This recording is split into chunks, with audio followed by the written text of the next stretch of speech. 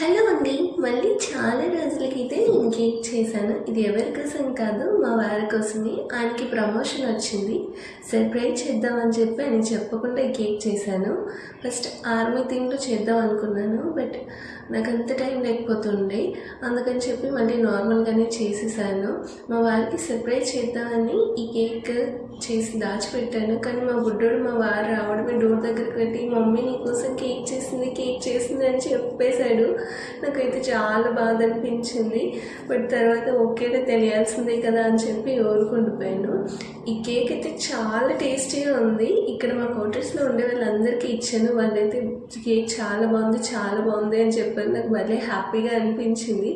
ఇవన్నీ చేయడం నాకు బాగా టైం పట్టేసింది. ఇవి చేసి మళ్ళీ వాళ్ళ కోసం ఫుడ్ ప్రిపేర్ చేశాను.